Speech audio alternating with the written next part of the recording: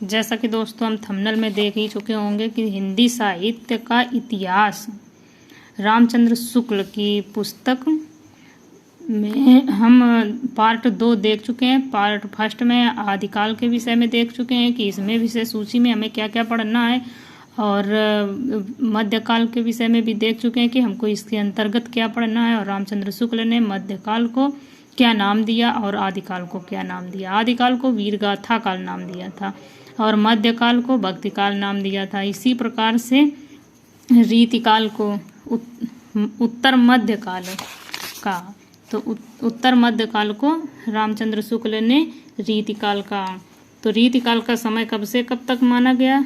संवत 1700 से 1900 विक्रम संवत तक। तो रीतिकाल को कितने प्रकरणों में बांटा गया?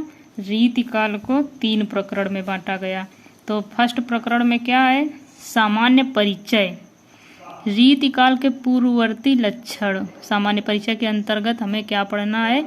रीतिकाल के पूर्ववर्ती लक्षण। रीति परंपरा का आरंभ, यानी रीति परंपरा का आरंभ कैसे हुआ? रीति ग्रंथों के आधार क्या हैं? यानी जो रीति ग्रंथ हैं तो उनके आधार कहाँ से लिए गए, क्या हैं? इनकी अखंड परंपरा का आरंभ कैसे हुआ? संस्कृत रीति ग्रंथों से इनकी भिन्नता क्या थी? इस भिन्नता का परिणाम क्या रहा? लक्षण ग्रंथकारों के आचार्यत्व पर विचार। इन ग्रंथों के आधार कहाँ से लिए गए? शास्त्रीय दृष्टि से इनकी विवेचना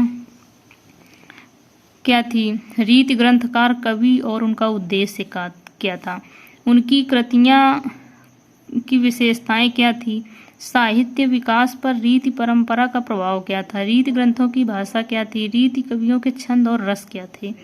प्रकरण 2 के अंतर्गत हमें पढ़ना है रीति ग्रंथकार कवि, यानी रीति ग्रंथकार जो कवि हुए, जो रीति ग्रंथ लिखा जिन्होंने, वो उन कवियों का हमें परिचय पढ़ना है। और प्रकरण 3 में क्या पढ़ना है? रीतिकाल के अन्य कवि, यानी इनके काव्य स्वरूप और विषय। रीति ग्रंथकारों से इनकी भिन्नता पढ़नी, इनकी विशेषताएं पढ़नी है और इनके प्रधान वर्ग पढ़ने हैं। तो इनके प्रधान वर्ग कितने हैं? 6।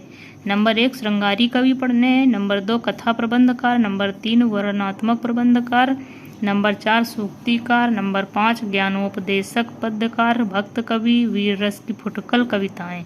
इस काल का गद्य साहित्य कवि परिचय।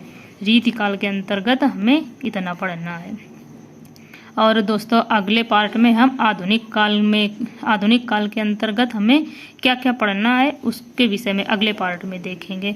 धन्यवाद दोस्तों। यदि वीडियो आपको अच्छी लगे तो आप लाइक करें, सब्सक्राइब करें।